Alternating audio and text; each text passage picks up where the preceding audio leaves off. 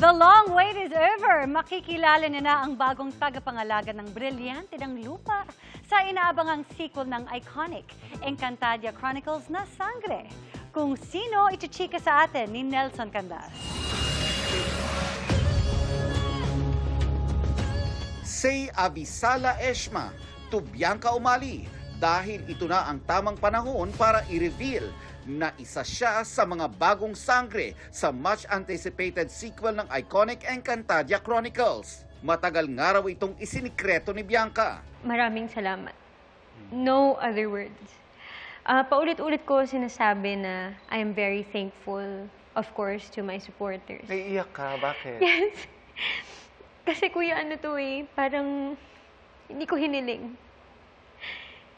Pero ipinagkaloob sa akin. That's why I am very, very thankful. Thankful to my network kasi sa tiwala, I assure na they will not be disappointed. I will not fail anyone. Ngayon pa nga lang daw, todo na ang ginagawa niyang preparasyon. The way I'm preparing for this, it's as if I'm preparing for a Marvel movie. Ganun ko po siya pinaghahandaan. I am preparing my physique for it. I am preparing my skills for it. And I have been studying everything about Encantadia. Gaano ka ka-pressure? Honestly, grabe. I mean, this, I think, is the biggest pressure that is put upon me in the history of all of my projects. Unang pinasabik ang mga Encantadia fans nang mag-post ng isang art card ng karakter ni Bianca, si Direk Mark Reyes, habang nasa San Diego Comic Con, kung saan pati raw si Bianca ay na-surprise. Revelation pa ni Bianca sa amin, gaganap siya bilang si Terra. Parang napansin ko na pareho kayo ng weapon of choice ni Sangre Danaya. Yes. Anong significance nito? Ako po dito ang anak ni Sangre Danaya.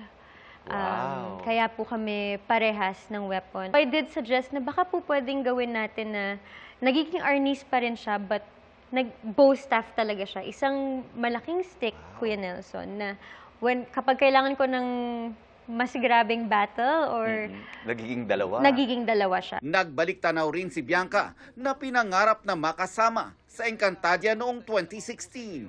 I wasn't called for an audition. And I think I wasn't considered for it at all. Nag-realize ko na kaya pala. Hindi pala dapat ako nalungkot ng mga oras na yun na akala ko hindi ako kasali. Kasi meron palang ganito. Meron palang para sa akin. Pero sa tanong na, Personally, kung yung brilyante na gusto mong makuha o mapa sa kamay mo, anong brilyante? Lupa talaga, Kuya Nelson. Lupa talaga. Walang Why? halong... When I used to watch Encantadia, I was always drawn to Danaya, which was Miss Diana Zuriri. Ever since. I think it was because it was her color, it was her... Si Danaya kasi is very headstrong. And siya yung pinaka-rational sa kanilang apat. Baka minanifest mo to. Baka po, kuya eh. Baka po. Kaya nung nalaman ko rin na brilyante ng lupa yung mapupunta sa akin, I think it's in the stars. I would like to believe. ang part 2 ng Kwentuhan with Bianca, abangan sa 24 oras. Mga kapuso, muli po, ito po si Bianca Umali. At iniimbitahan ko po kayo na sana ay abangan, panoorin at mahalin po ninyo. Ako bilang si Terra sa Sangre, ang bagong tagapangalaga ng brilyante ng lupa. Nelson Canlas, updated sa Showbiz Happenings.